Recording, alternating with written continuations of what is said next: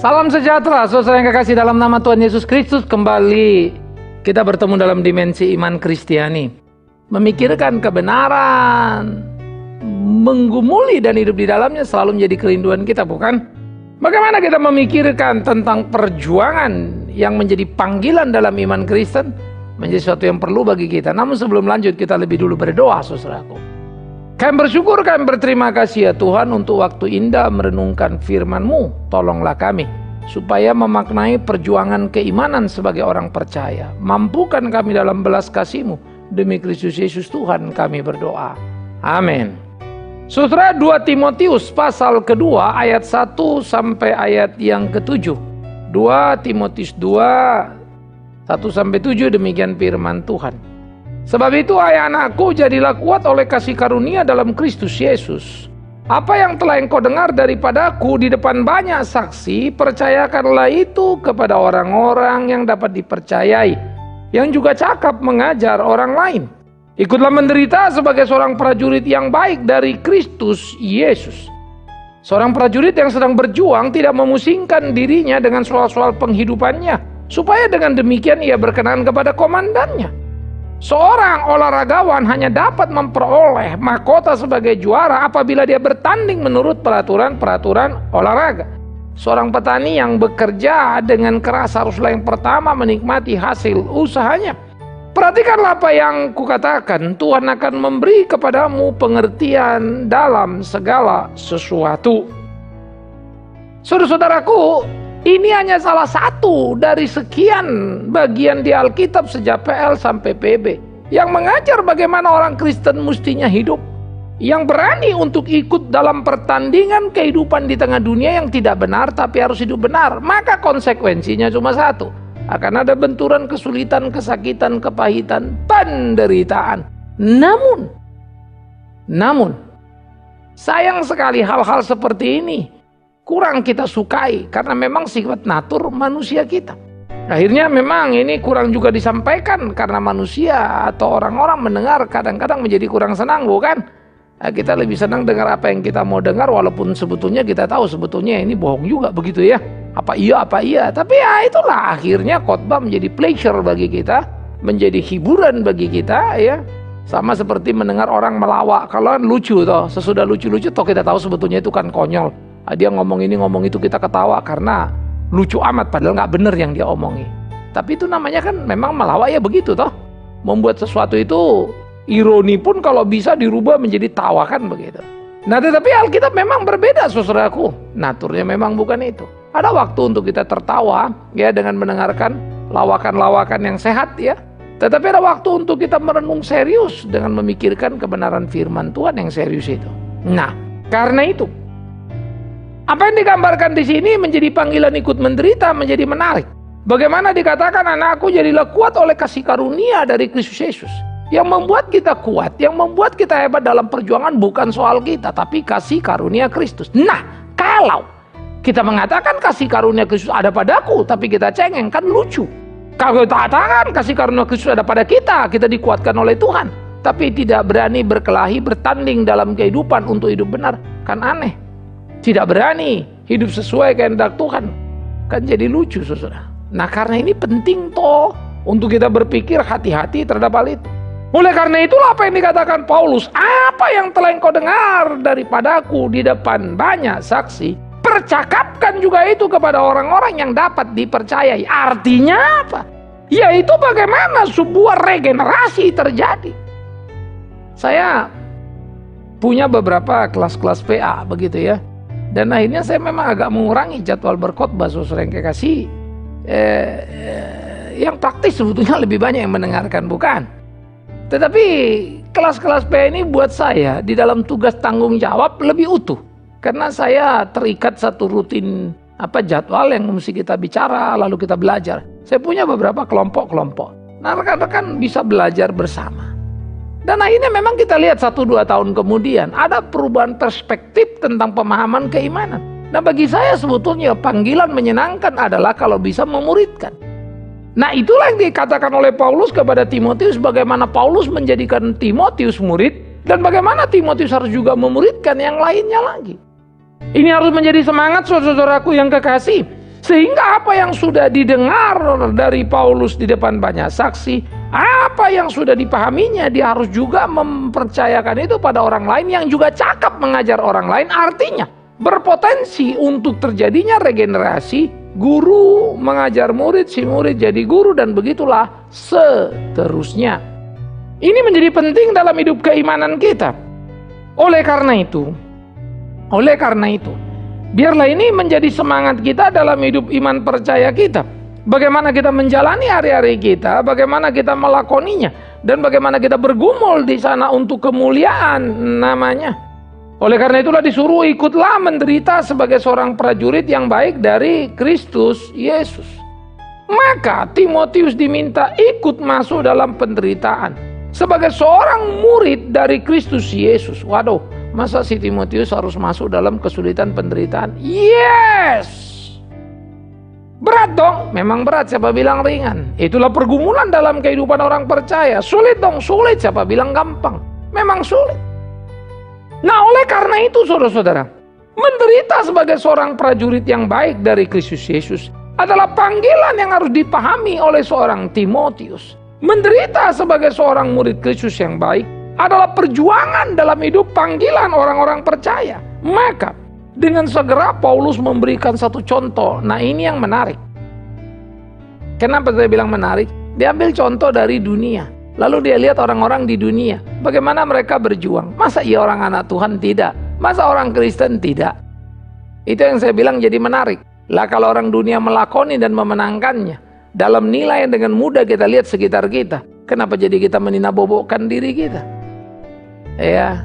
Dan lucunya kadang-kadang dalam hidup kerja kita kerja keras luar biasa ya.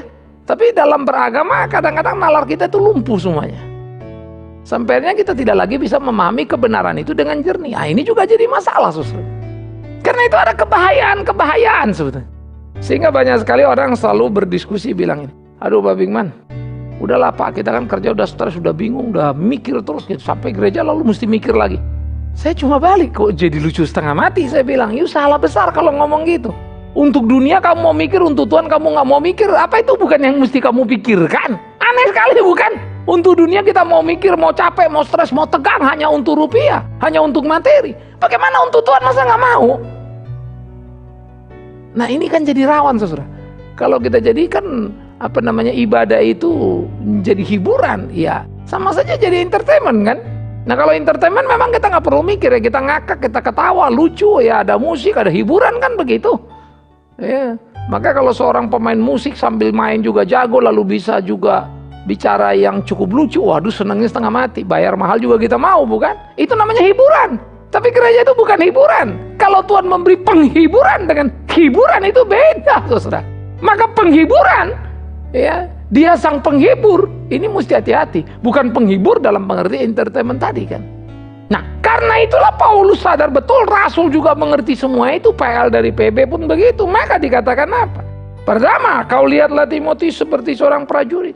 Prajurit yang berjuang itu tidak pernah memusingkan dirinya soal penghidupannya, supaya dengan demikian dia berkenan pada komandannya. Prajurit tulen selalu melakukan tugas sesuai panggilannya dan dia berjuang menjalankan tugasnya. Dia tidak pusing dengan urusan-urusan dirinya. Kenapa? Karena begitu dia masuk jadi prajurit, dia tahu konsekuensi prajurit. Kalau mau pusing-pusing, mau cengeng-cengeng, jangan jadi prajurit. Kan nggak dipaksa toh. Kalau mau enak-enak duduk, ya nganggur lah.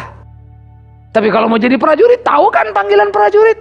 Pergi ke medan tempur, jangan bilang, lu kok saya ditaruh di hutan? Lu kok prajurit mintanya di mall? Ayo prajurit apa? Kan begitu saudara ya. Namanya tentara ya, ke hutan, keluar masuk hutan juga biasa dong. Ya kok nggak ada McDonald? Lu kok nyarinya McDonald? Ada ular, telan situ ular itu kan begitu. Itu namanya militer. Itu namanya tentara. Maka tentara itu hebat, ditaruh dimanapun mereka hidup. Ya. Itu keunggulannya, itu daya tahannya. Itu prajurit tulen. Kehormatan bagi prajurit itu adalah menyelesaikan tugasnya, bukan terima gajinya. Nanti itu tidak bagi dia. Nah, banyak orang sebetulnya waktu kerja itu tidak ada pride lagi pada dirinya, bagaimana dirinya adalah harga. Ya, sehingga orang-orang yang kerja seringkali kepalanya itu ada harga yang bisa kita beli. Tidak ada kesetiaan di dalam pekerjaan, tidak ada loyalitas dalam kepekerjaan. Jangan harap percaya pada tiap orang. Orang yang kamu pelihara 10 tahun dibeli orang karena bayar mahal dikit, pindah sudah. Kamu yang besarkan lalu orang yang nikmati, itu biasa. Itulah dunia jahat. Karena memang masing-masing tidak punya harga pada dirinya. Tidak lagi ada tujuan kecuali angka. Orang-orang oportunis begini banyak setengah mati memenuhi permukaan bumi, susah. Ya, ini bukan hanya di dalam dunia yang kita sebut misalnya dunia umum sekuler begitu. Walaupun saya pakai istilah sekuler kurang pas menurut saya begitu ya. Tapi kita anggap sajalah dulu begitu untuk memilah.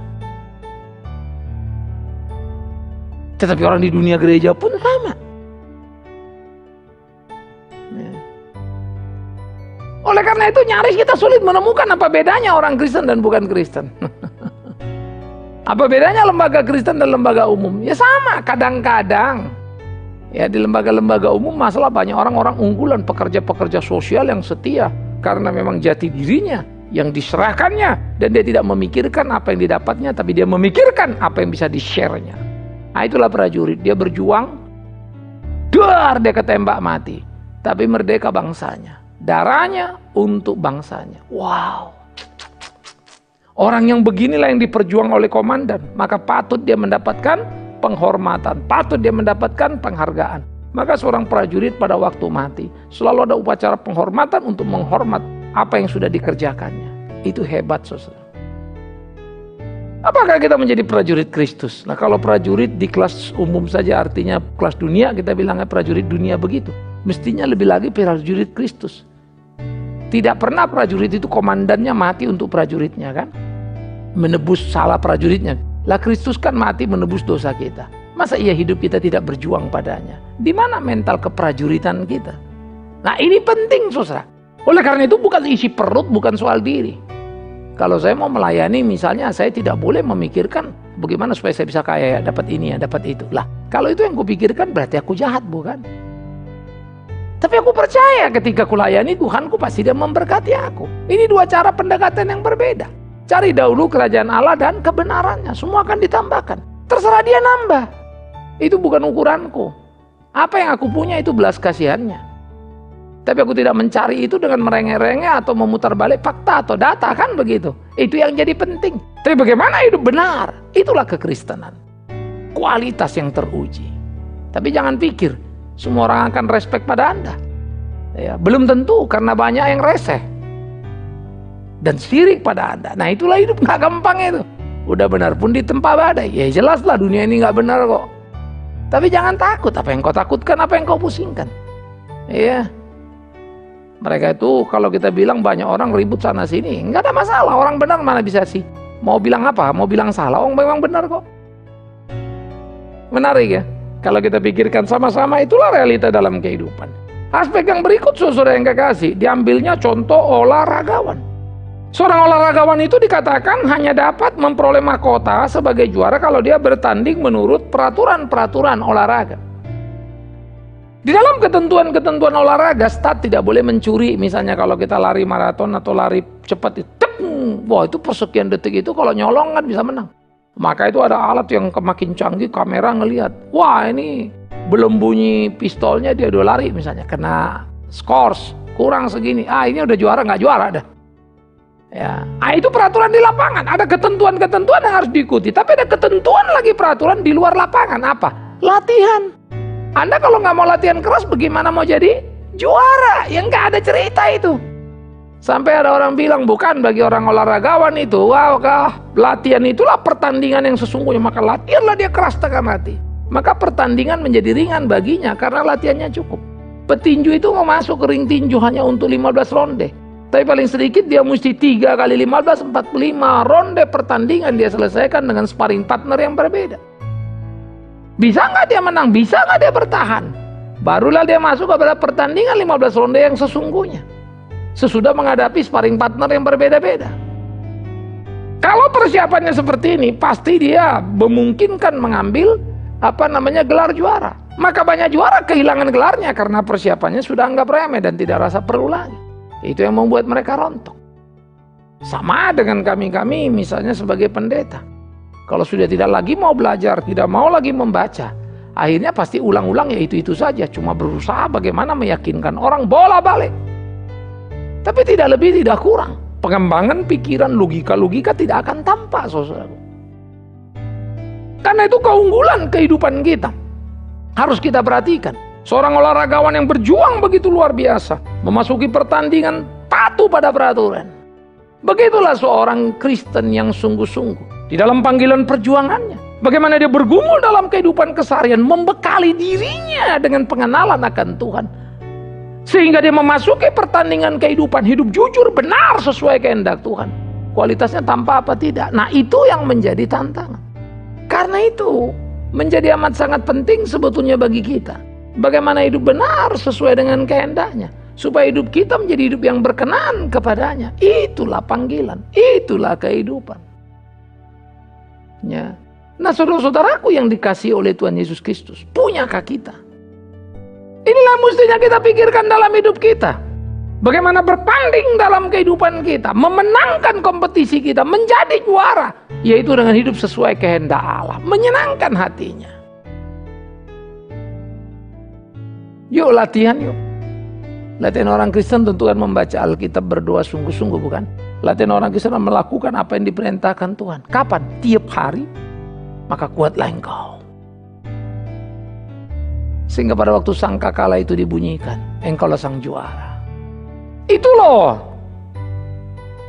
Ya. Menjadi juara itu bukan berarti saudara menang kompetisi dunia ini. Menjadi juara bukan berarti saudara selalu sehat, sembuh dari sakit, lalu selalu kaya, tidak semikian. No. Itu bawa quality bukan quantity. Itu kekristenan. Rasul itu satu pun tidak ada yang kaya. Paulus sakit, Timotius gangguan pencernaan. Trofimus tidak bisa berangkat pelayanan karena sakit keras, harus ditinggalkan oleh Paulus di tengah perjalanan. Yesus mati tersalib. Secara kuantitatif tak berdaya itu, bukan? Gagal semua mereka. Elisa menyembuhkan Naaman yang hebat itu. Peristiwa kusta si panglima yang bersih sama sekali. Tapi Elisa mati karena sakitnya. Camkanlah itu. Tapi tidak satu pun mereka sakit imannya. Tidak satu pun mereka berkeluh kesah atas semuanya. Wih, itu yang mengagumkan. Luar biasa. Olahragawan. Kalau mau juara, ikuti peraturan. Dalam lapangan, luar lapangan. Luar lapangan, peraturan, mempersiapkan diri sebaik-baiknya untuk bisa memasuki lapangan. Memasuki lapangan, ikuti peraturan. Tidak boleh curang untuk jujur bertanding. Supaya jadi pemenang dan terhormat. Buat apa kau menang akal-akalan? Namanya menang tidak terhormat. Jadi banyak hidup yang bisa kita capai dengan cara-cara tidak terhormat. Kita Kristen janganlah begitu. Kan begitu, saudara. Kemudian digambarkan sebagai seorang petani yang bekerja keras. Haruslah yang pertama menikmati hasil usahanya. Menarik, saudara. Petani itu bekerja keras itu mereka menanam. Mereka menanam dengan kerja keras. Mereka menanam 1 hektar, 2 hektar, 10 hektar. Panen. Oh, mereka memakan hasilnya. Tetapi tahu, memakan hasil panen dari nanam sendiri seperti petani. Dengan kita beli beras lalu makan hasil dari pertanian. Itu beda sukacitanya, saudara-saudaraku. Lain bumi langit itu. Iya, karena hasil buatan sendiri. Lain sekali. Saya suka ngapa kalau ada waktu goreng nasi sendiri begitu ya. Aduh, sekarang kadang-kadang waktu sudah nggak ada. Kita kemarin misalnya ada, saya dulu sudah pernah habis makan rendang begitu kan. Ya sudah selesai, ada lebih, simpan bumbunya taruh di kulkas. Besoknya ya malam masih ada bumbu rendang kemarin, mana ini ya, masih bagus. Oke, saya bikin nasi goreng, saya taruh itu bumbu rendang. Saya tambah eksperimen sendiri lah, apa yang saya suka saya taruhin sih. Enak juga lah. Enak loh ya. Tapi memang karena itu kepuasannya itu beda sekali, bukan sekedar nasi goreng rendangnya. Tapi bagaimana mengalaminya? Karena saya mengolahnya. Ya, bumbu rendangnya yang kemarin sebetulnya kan sisa beli rendang kan begitu. Tetapi kepuasannya itu beda, saudaraku. Lain. Ya. Karena goreng sendiri ya, begitu selesai taruh piring mau makan, wah rasanya keren begitu ya. Maka tidak bisa engkau pernah membeli kepuasan menikmati itu. Mau makan nasi goreng rendang dimanapun, mau seenak apapun, kayak apapun cerita orang. Lain dengan yang kau masak sendiri dan lalu kau makan. Wah, tidak. Karena hasil penemuanmu. Tapi ketika itu menjadi rutin, nanti rutin lagi dibikin, hilang juga sih. Nah makanya tidak ada boleh apapun menjadi rutinitas. Begitu juga pelayanan. Jangan rutinitas. Pelayanan itu harus exciting terus menerus dari hari ke hari. Begitulah pendeta kalau seperti kami-kami ini. Dan saya kalau mau berkhotbah terus menggumuli satu topik, terus mencari sesuatu. Tidak mau copy paste yang kemarin-kemarin lalu keluar lagi. Ya, tetap ada pengolahan yang mesti dikerjakan. Toh pada akhirnya sudah selesai itu. Kalau saya sudah selesai khotbah, saya pikir sendiri, saya paling banyak ditegur oleh khotbah saya, dikuatkan oleh khotbah saya, dihibur oleh khotbah saya sendiri. Lu kok Bapak lucu? Bapak yang khotbah kok Bapak yang terhibur? No, memang aku khotbah. Mulutku yang teriak-teriak. Tetapi jangan lupa, Tuhanku memberi aku informasi-informasi penting. Tuhan yang memberikan pencerahan kan begitu ya. Sehingga sebetulnya dengan kejujuran mendengar apa yang kita katakan. Karena berkelahi itu. Aku bilang begini padahal aku belum melakukan. Kan aku tertampar duluan. Aku bilang, ayo bagi-bagi hartamu. Aku sendiri tidak pernah bagi-bagi. Kan ketusuk duluan. Lihatlah ladang sudah menguning. Tapi yang kulihat ladang mana? Yang besar-besar saja padi-padinya ya. Ladang lain malah saja. Ya. Yang saya lihat orang-orang penting saja. Orang tidak penting saya abaikan. Baru kan saya mesti ketusuk dong. Nah gitu loh. Nah jadi dengan demikian sebetulnya kita disegarkan oleh itu. Begitulah para petani itu. Jadi petani boleh saja petani hasil mereka dibeli pengusaha. Tetapi kepuasan menikmati hasil pertanian, petani jauh lebih maksimal menikmati daripada pengusaha. Nah, saudara-saudaraku, kualitas kemampuan menikmati, ya, ini luar biasa. Nah, oleh karena itu sebetulnya di dalam panggilan, ya, bagaimana kita berjuang di tengah hidup keimanan kita. Entah tadi sebagai prajurit yang tidak memikirkan kepentingan dirinya, ya maju bertempur demi tugas yang diberikan. Begitulah orang Kristen yang harus terus maju memberitakan Injil sesuai perintah Yesus. Tapi bukan untuk perutnya, bukan memperkaya dirinya. Ya, maka Tuhan akan memberkatinya dengan cara Tuhan yang luar biasa. Dia akan menemukan kepuasan hidup yang tak terbilang, tak bisa dicari dimanapun. Ya, seperti kemudian lagi seorang olahragawan yang bertanding menurut peraturan-peraturan. Begitulah seorang pelayan yang melayani menurut ketentuan-ketentuan Tuhan. Bagaimana dia jalankan segala sesuatunya. Peraturan di dalam lapangan, peraturan di luar lapangan. Bagaimana dia mempersiapkan dirinya, tangguh, kuat, sehingga selalu bermain dengan prima. Berkhotbah dengan prima, melayani dengan prima. Wah, itu penting. Prima itu bukan fisik. Ya, bisa juga kita kendor ya.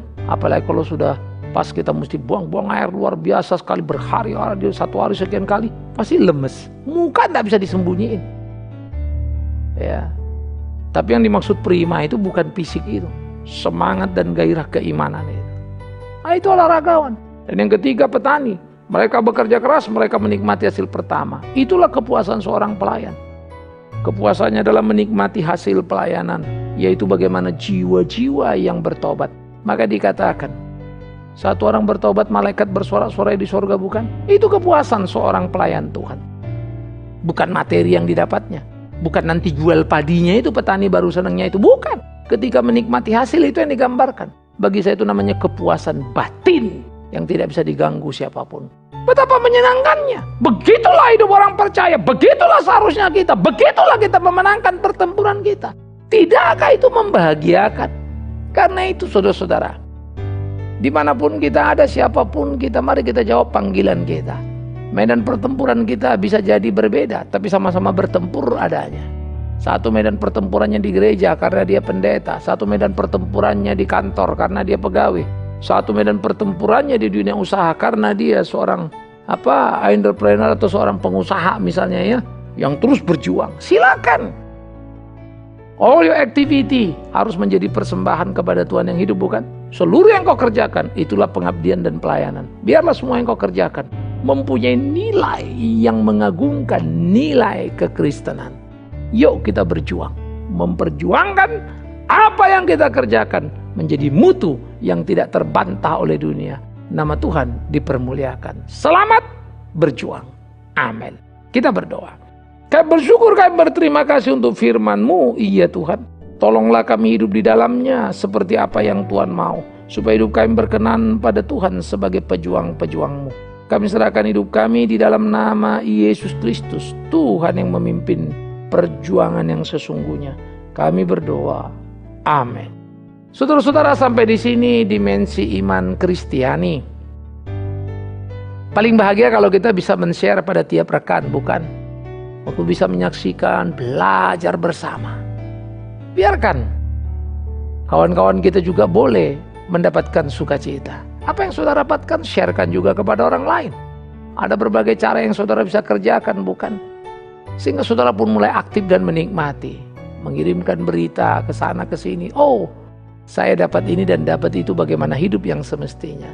Biar Tuhan menolong kita, Tuhan memberkati kita. Sampai bertemu lagi dalam dimensi iman Kristiani. Shalom.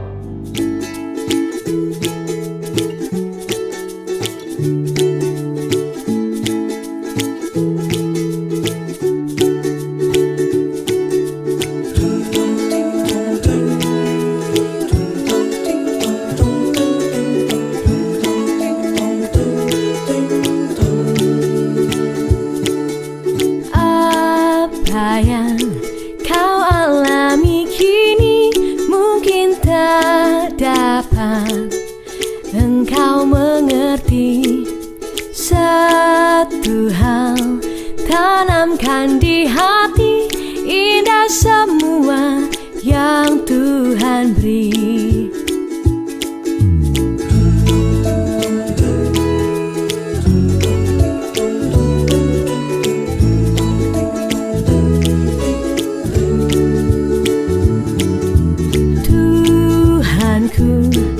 Tak akan memberi ular beracun pada yang minta roti. Cobaan yang engkau alami tak melebihi kekuatanmu. Tangan Tuhan sedang merendam suatu karya yang agung mulia. Saatnya kan tiba nanti, kau lihat pelangi kasih-Nya.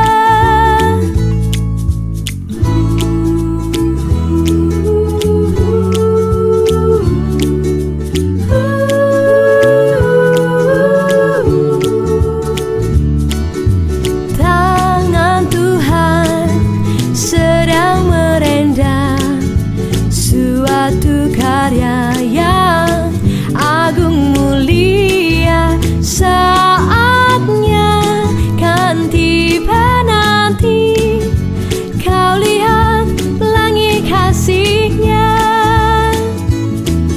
Saatnya kan tiba nanti, kau lihat pelangi kasih-Nya.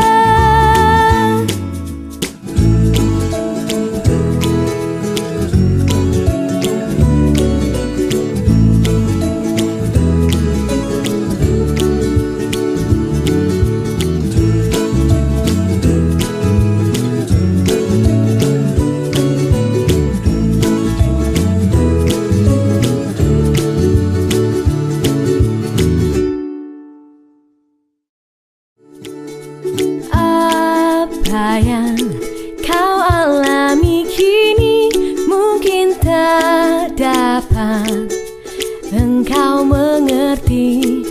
Satu hal tanamkan di hati, indah semua